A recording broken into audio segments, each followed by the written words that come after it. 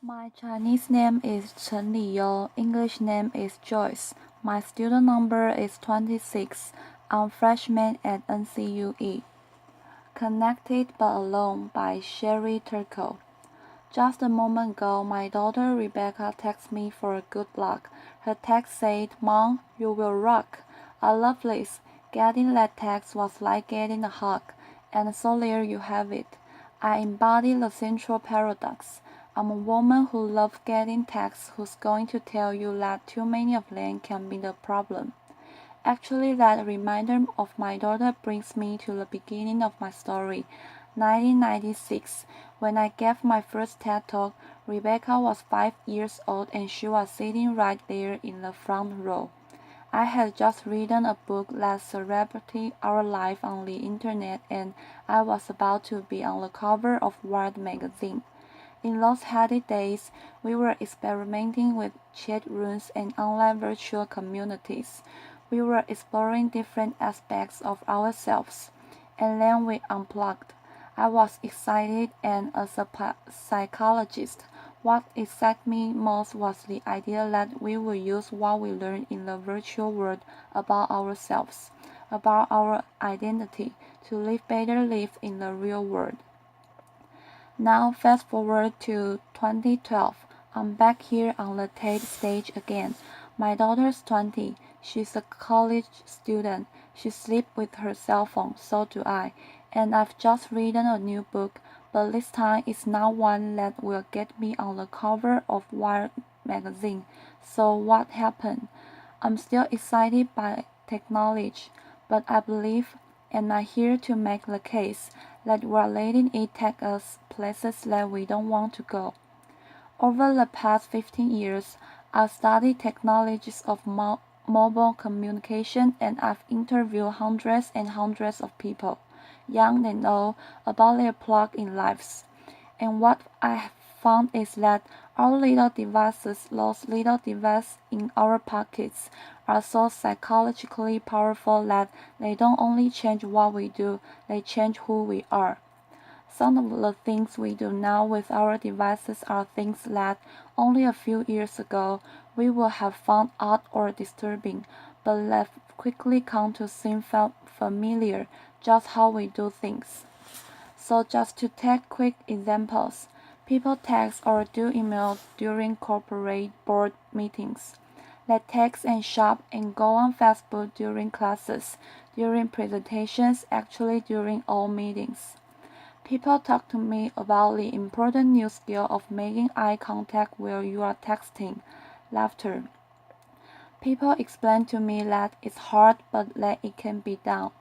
Parents text and do email at breakfast and at dinner, while their children complain about not having their parents' full attention.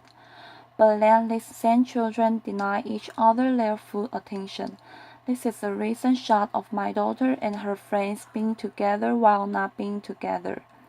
And we even text at funerals. I study this. We remove ourselves from our grief or from our reverie and we go into our phones. Why does this matter? It matters to me because I think we're setting ourselves up for trouble.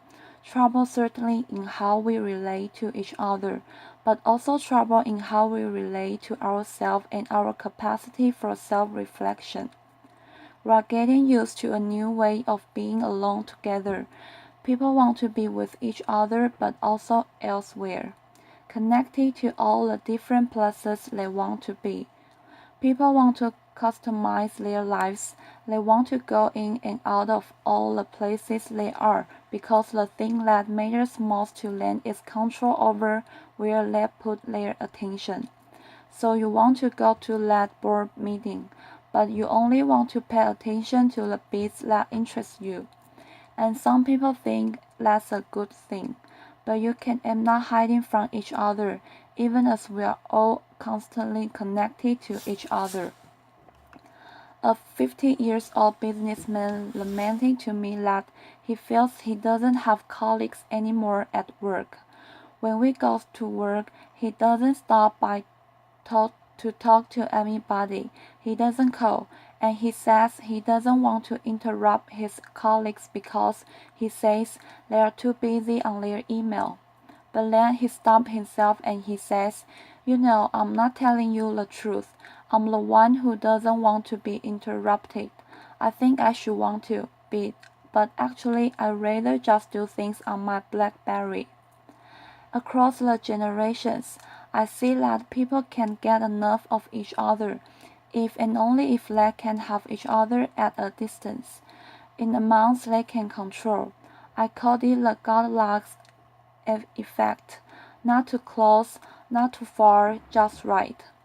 But one might feel just right for the middle-aged executive can be a problem for an adolescent who needs to develop face-to-face relationships. An 18-year-old boy who uses texting for almost everything says to me wistfully, someday, but certainly not now. I'd like to learn how to have a conversation." When I ask people what's wrong with having a conversation, people say, "I'll tell you what's wrong with having a conversation. It takes place in real time and you can't control what you are going to say." So that's the bottom line. Texting, email, posting, all of these things let us present the self as we want to be. We get to edit, and that means we get to delete. And that means we get to retouch the face, the voice, the flesh, the body, not too little, not too much, just right. Human relationships are rich and they're messy and they're demanding, and we clean it up with technology. And when we do, one of the things that can happen is that we sacrifice conversation for mere connection. We shortchange ourselves, and over time we seem to forget this, or we seem to stop caring. I was caught off guard when Stephen Colbert asked me a profound question.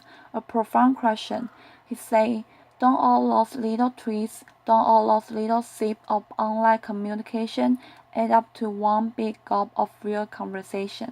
My answer was no, they don't add up. Connecting in sips may work for gathering discrete bits of information. They may work for saying, "I'm thinking about you," or even for saying, "I love you." I mean, look at how I felt when I got that text from my daughter, but they don't really work for learning about each other, for really coming to know and understand each other. And when we use conversation with each other to learn how to have conversation with ourselves. So a flight from conversation can really matter because it can compromise our capacity for self-reflection. For kids growing up, that skill is the bedrock of development.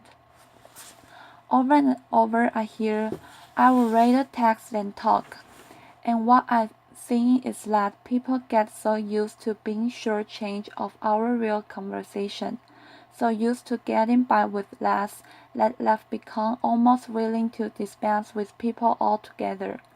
So for example, many people share with me this wish that someday a more advanced version of Siri, the digital assistant on Apple's iPhone, will be more like a best friend, someone who will listen when others won't.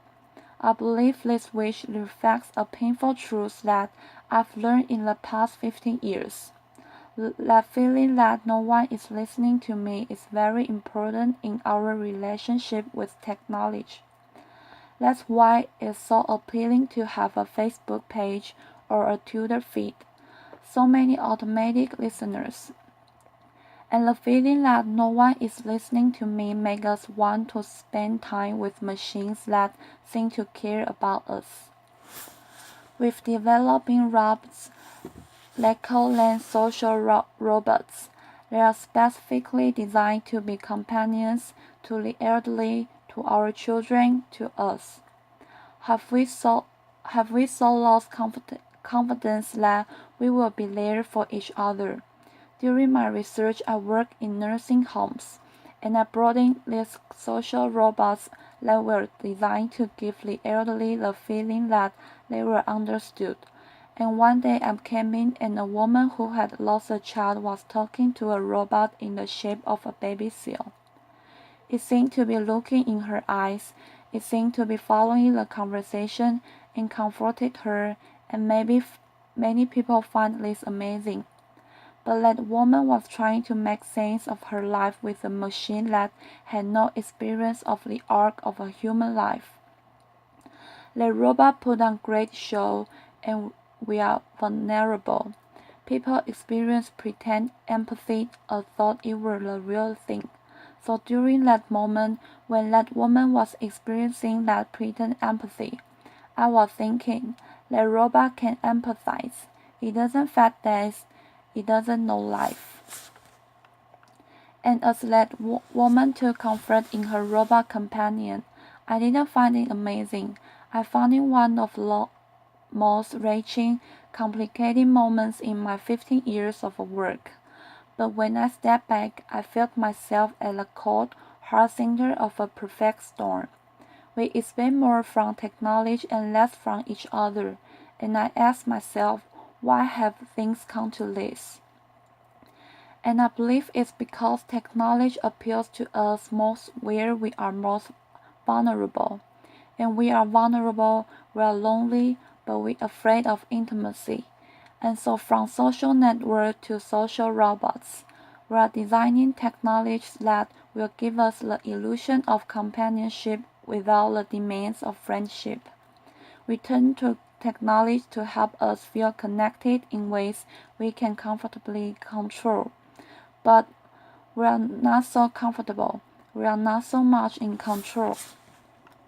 These days, those phones in our pockets are changing our minds and hearts because they offer us three gratifying fantasies. One, that we can put our attention wherever we want it to be. Two, that we will always be heard. And three, that we will never have to be alone. And the third idea, that we will never have to be alone, is central to changing our psyches. Because the moment that people are alone, even for a few seconds, they become anxious, they panic, they fidget, they reach for a device. Just think of people at a checkout line or at a red light. Being alone feels like a problem that needs to be solved. And so people try to solve it by connecting. But here, connection is more like a symptom than a cure. It expresses, but it doesn't solve, an underlying problem. But more than a symptom, constant connection is changing the way people think of themselves. It's shaping a new way of being. The best way to describe it is, I share, therefore I am. We use technology to define ourselves by sharing our thoughts and feelings even as we having them. So before it was, I have a feeling, I want to make a call. Now it's, I want to have a feeling, I need to send a text. The problem with this new region of I share, there I am is that if we don't have connection, we don't feel like ourselves. We almost don't feel ourselves, so what do? We connect more and more, but in the process we set ourselves up to be isolated. How do you get from connection to isolation? You end up isolated if you don't cultivate the capacity for solitude. The ability to be separate, to gather yourself. Solitude is where you find yourself so that you can reach out to other people and form real attachments. When we don't have the capacity for solitude, we turn to other people in order to feel less anxious or in order to feel alive. When this happens, we are not able to appreciate who they are. It's as though we're using them as spare parts to support our fragile sense of self. We slip into thinking that always being connected is going to make us feel less alone. But we are at risk, because actually it's the opposite that's true. If we are not able to be alone, we are going to be more lonely. And if we don't teach our children to be alone, they are going to know how to be lonely. When I spoke at TED in 1996, reporting on my study of the early virtual communities, I said, Those who make the most of their lives on the screen come to it in a spirit of self-reflection. And that's what I'm calling for here. Now, reflection and more than that, a conversation about where our current use of technology may be taking us, what it might be costing us.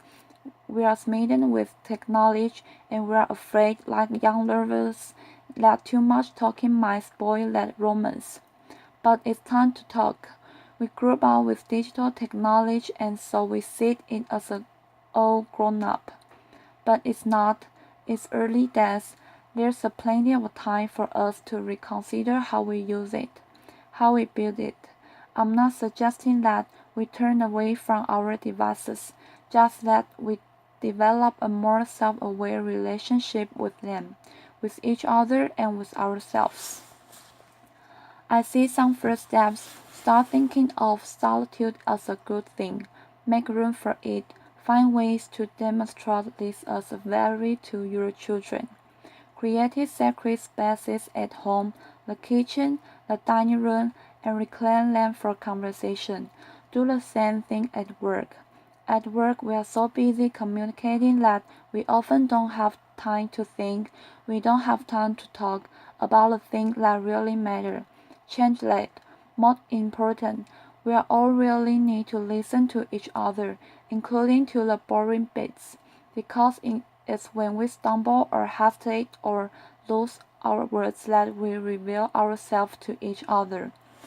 Technology is making a bid to redefine human connection, how we care for each other, how we care for ourselves. But it's also giving us opportunity to affirm our values and our direction. I'm optimistic. We have everything we need to start. We have each other and we have the greatest chance of success if we recognize our vulnerability. Let we listen when technology says it will take something complicated and promises something simpler. So in my work, I hear that life is hard, relationships are filled with risk, and then there's technology, simpler, hopeful, optimistic, ever young.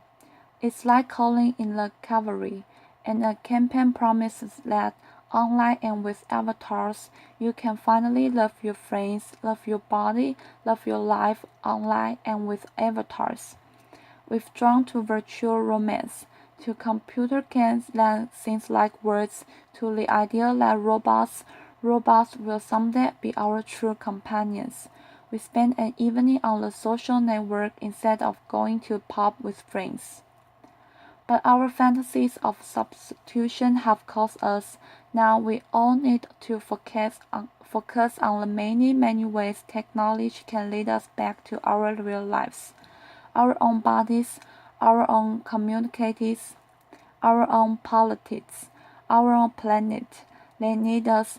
Let's talk about how we can use digital technology, the technology of our dreams, to make this life the life we can love. Thank you. Applause.